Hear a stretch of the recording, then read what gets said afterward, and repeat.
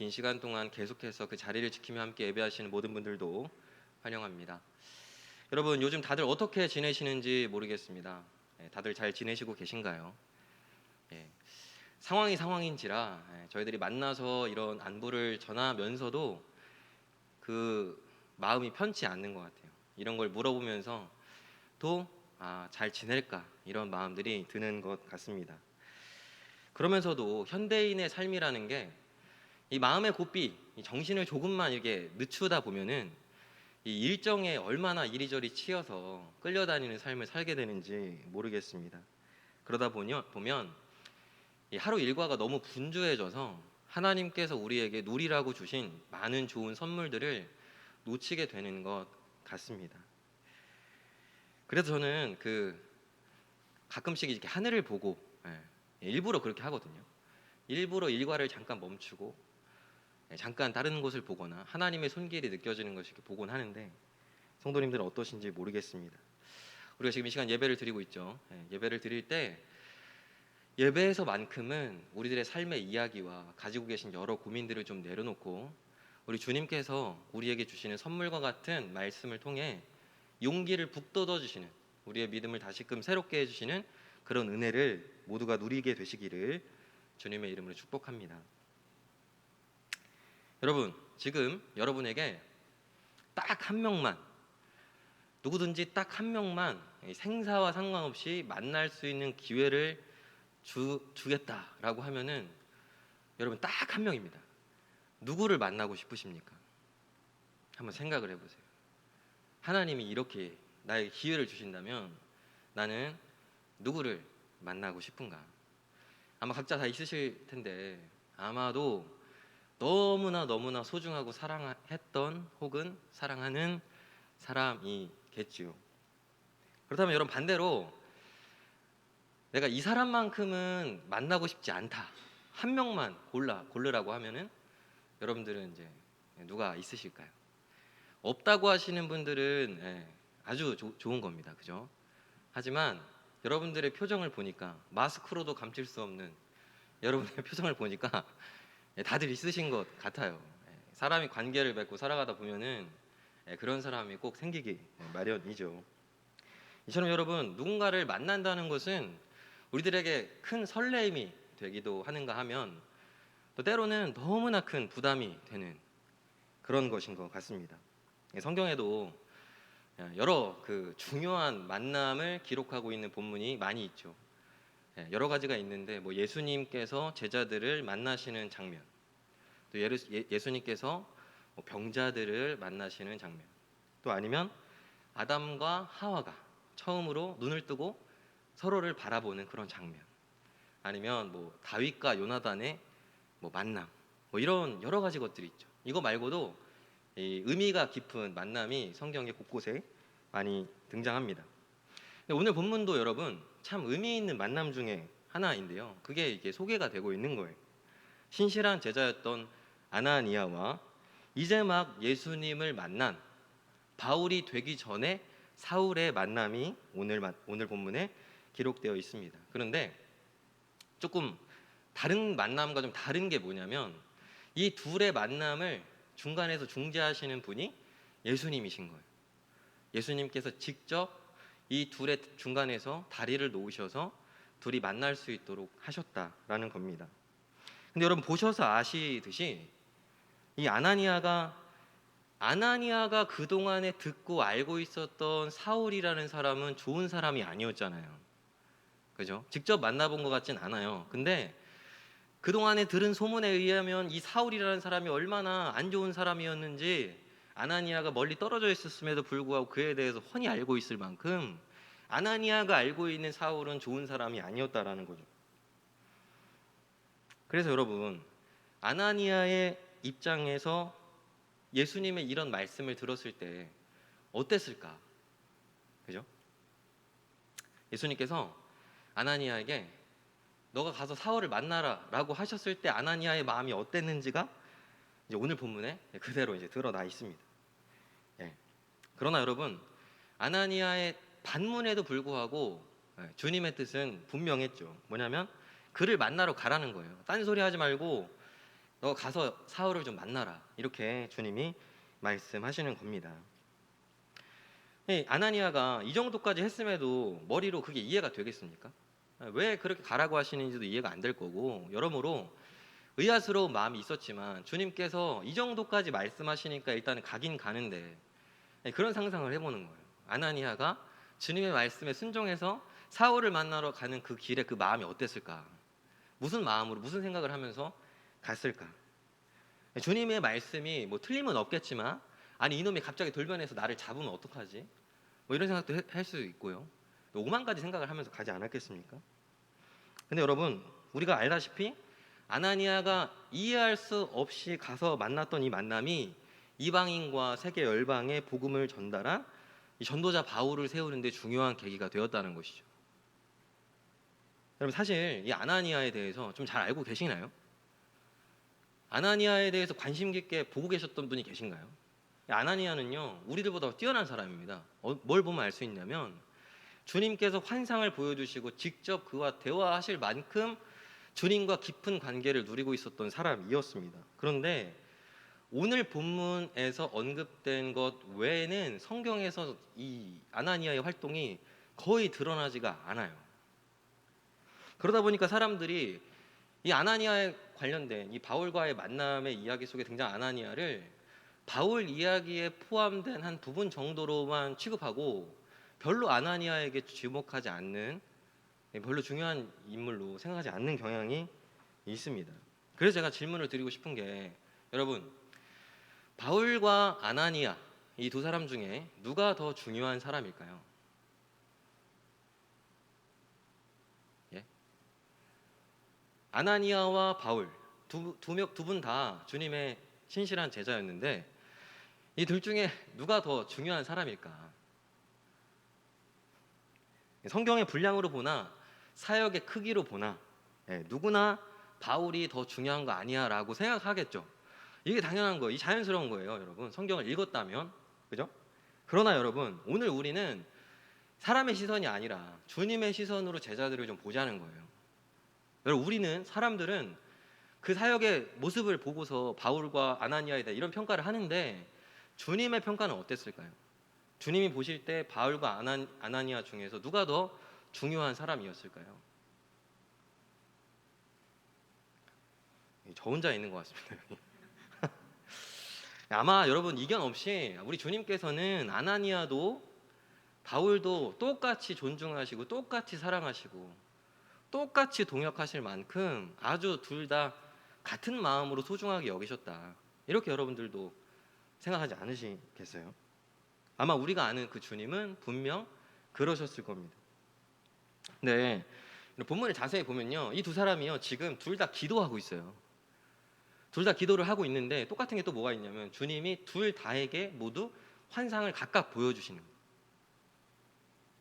비록 여러분 아직 만나기도 전이지만 이런 장면, 이런 부분만 보더라도 이 두 사람의 만남을 예수님께서 얼마나 진지하게 신중하게 준비하셨는지, 얼마나 그것을 기대하셨는지를 엿볼 수가 있는 겁니다. 그렇다면 여러분, 저는 이 본문을 보면서 그런 질문이 드는 거예요. 주님은 왜 굳이 이런 번거로운 방법을 선택하셨을까요? 아나니아랑 만나기 전에 이미 다메섹 도상에서 신비로운 음성을 막 듣게 하시고 빛을 막 보게 하시고 눈이 멀게 하시고, 그래서 막 비늘 같은 게 눈을 가리고 있고, 이런 신비로운 체험을 하면서 주님의 음성을 들은 바울인데, 여러분 주님이 그 이후로도 그냥 본인이 직접 하시면 되잖아요. 그냥 다른 사람도 아니고 바울 사도인데 주님이 직접 친히 만나주시고 가르쳐주시고 얘기해주시면 될 텐데, 주님이 왜 굳이 한 다리 꺾어가지고 건너서 아나니아를 통해서 이런 일을 하려고 하셨을까? 이런 질문 안 하시나요, 여러분? 이런 본문을 보시면 이런 생각이 들어야 되는 거예요. 왜 이런 일이 있었지? 여러분, 이게요 어쩌면 이 본문을 볼 때 가장 중요한 부분일 수 있어요. 지금 제가 방금 말씀드린 게. 왜냐하면 주님이 자기를 따르는 제자를 세우신 이유와 역할을 보여주시는 장면이기 때문입니다. 예수님을 영접하여 구원을 얻고 먼저 제자가 된 사람을 통하여 새롭게 제자를 세워가시는 것, 이것이 바로 예수님께서 제자를 세우신 이유와 세워진 제자들의 역할이었다는 것을 이 본문이 이 부분에서 보여주고 있다는 겁니다.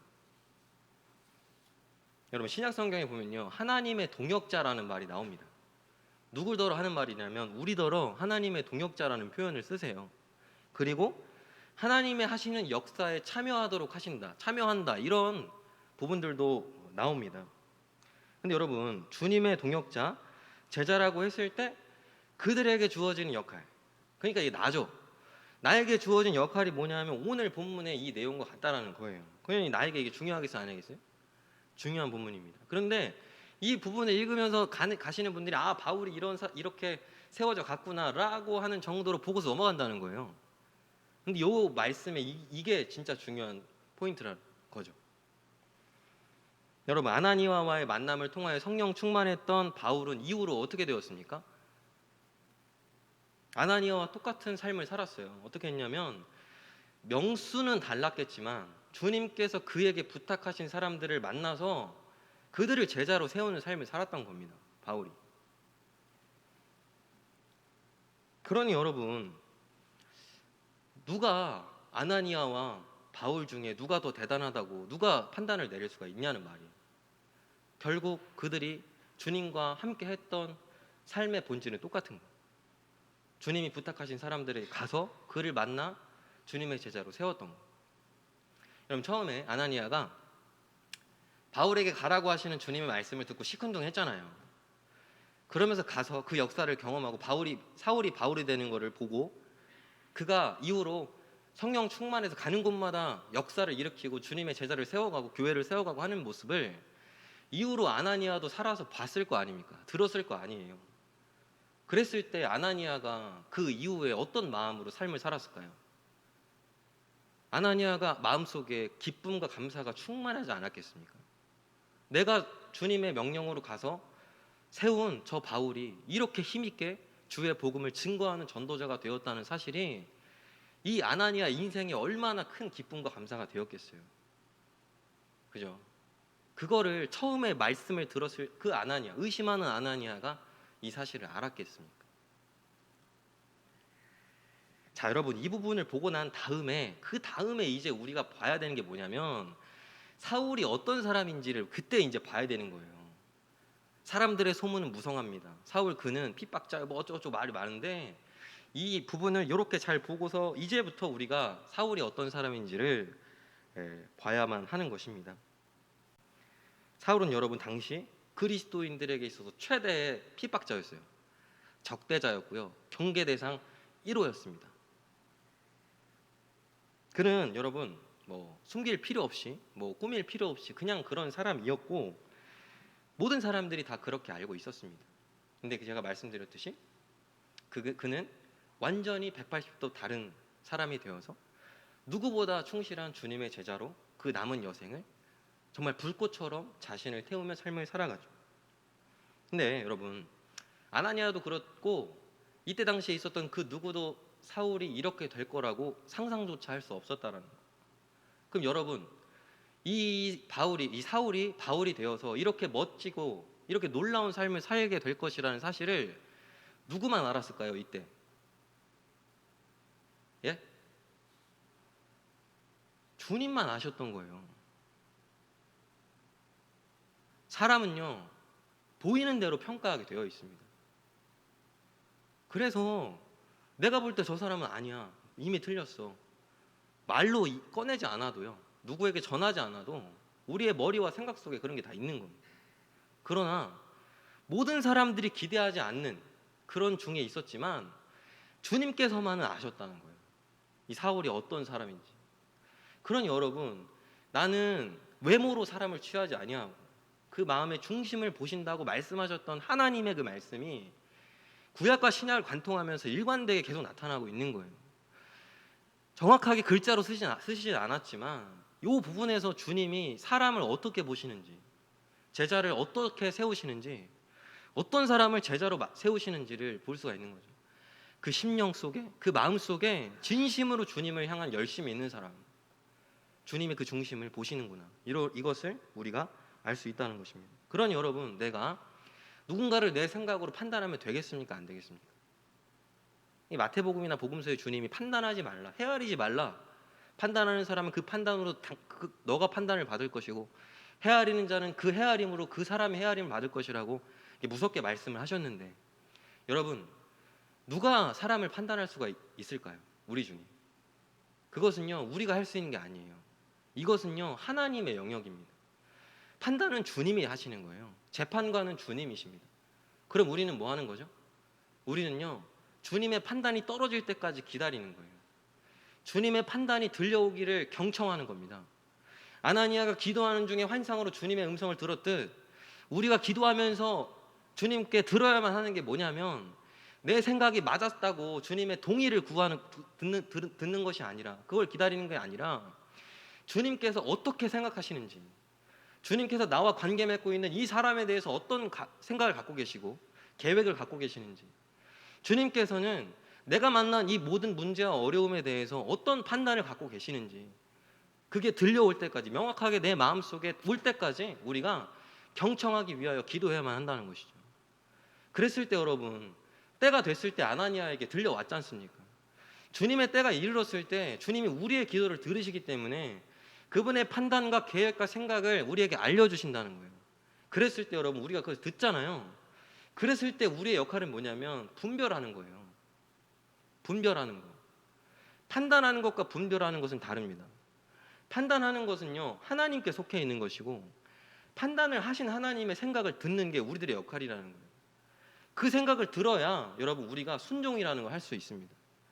말씀을 따를 때 그냥 이 말씀 저 말씀 내 마음에 맞는 대로 취해서 따르는 것이 아니라, 지금 내 삶에 가장 맞닿아 있고 나와 만나고 있는 그 사람과 부대끼는 중에 있는 여러 가지 일들에 대한 주님의 판단을 듣고 그에 대해서 분별해서 행동을 취하는 것, 이게 바로 여러분 순종인 거예요. 제가 약간 흥분을 했습니다. 그러니 여러분, 다시 질문에 돌아와서, 여러분, 우리가 누군가를 우리의 생각으로 판단하면 되겠습니까? 안 되겠습니까? 제가요, 이렇게 저희가 어쩔 수 없이 경험치가 있다 보니까 사람을 만나서 조금만 말을 섞어보면요, 이게 머릿속으로 계산이 확 되잖아요. 여러분, 저만 그런가요? 저만 빠른가요? 다들 그러시잖아요. 드러내지 않으실 뿐이지. 그것까지 뭐라고 하시는 게 아니에요. 그런 생각이 막 들었을 때 그거를 확정져서 땅땅땅 하지 말고 판단을 보류하고 하나님께서 뭐라고 생각하시는지 말씀하시는지를 기다렸다가 하나님께서 주시는 대로 행동하면 된다는 거. 분별하는 거. 이게 바로 우리들의 역할이라는 거. 그러니까 왜 우리가 절제를 해야겠습니까? 예? 왜 우리가 인내를 해야겠어요? 그냥 생각 드는 대로 빨리빨리 하면은 한국 사람들 빨리빨리 좋아하잖아요. 속도 시원하고 이게 좋을 텐데 왜 우리가 인내도 하고 절제도 해야 되냐? 하나님의 판단을 하나님의 때에 잘 듣기 위해서, 그리고 순종하기 위해서 우리가 그렇게 해야만 한다는 것이죠. 다시 한번 말씀드리지만 판단은 주님의 영역입니다. 주님이 하시는,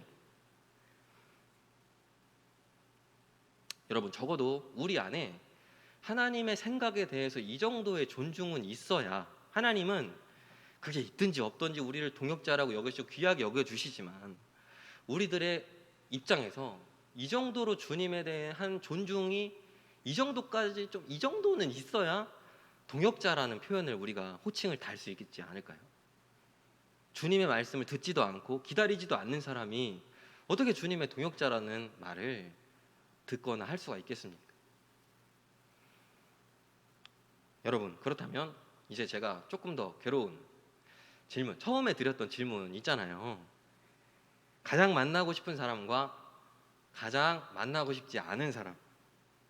물론 제가요, 이렇게 말씀을 이렇게 해서 여기까지 이끌어서 끼워 맞춰가지고 적용하는 것처럼 이제 보일 수도 있지만, 그러나 여러분, 우리가 그들보다, 다른 이들보다 먼저 제자가 되었다고 한다면 이후로 우리가 관계 맺는 모든 사람들을 향한 주님의 뜻은 무엇냐? 너무나 분명하다는 것이죠. 그거는 나를 통해서 그 사람을 나와 같은 주님의 제자로 세워가시는 것. 이게 주님이 나를 그 사람과 만나게 하신 이유라는 거예요, 여러분.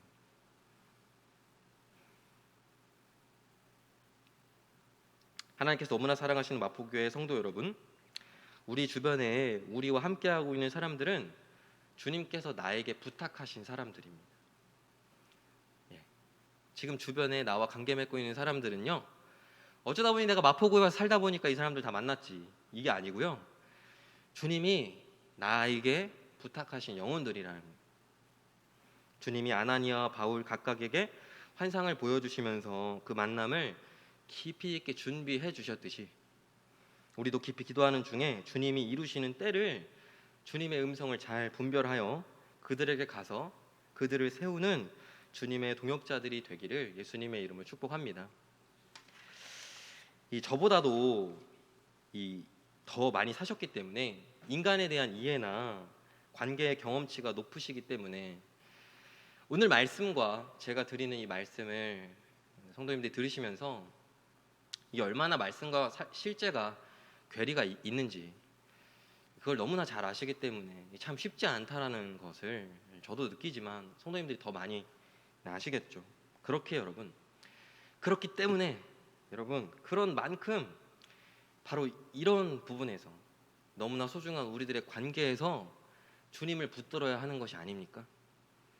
젊은 목사라서 제가 철없이 하는 말일지도 모르겠습니다. 하지만 그게 관계라는 게 주님께서도 우리를 어찌하지 못하시는데 우리라고 누군가를 어떻게 하겠습니까? 그만큼 어려운 것인데, 그렇기 때문에 여러분, 이런 부분에만큼은 주님의 도우심을 우리가 구하고 믿음으로 나아가야 되지 않겠습니까? 관계에 대해서, 사람에 대해서, 삶에 대해서 마음을 닫지 마시고 하나님의 판단을 분별하시기 위하여 끝까지 기다리시면서 기도하시고 하나님의 때가 이르렀을 때 귀하게 사용받는 우리들의 되기를 주님의 이름으로 축복합니다. 기도하겠습니다.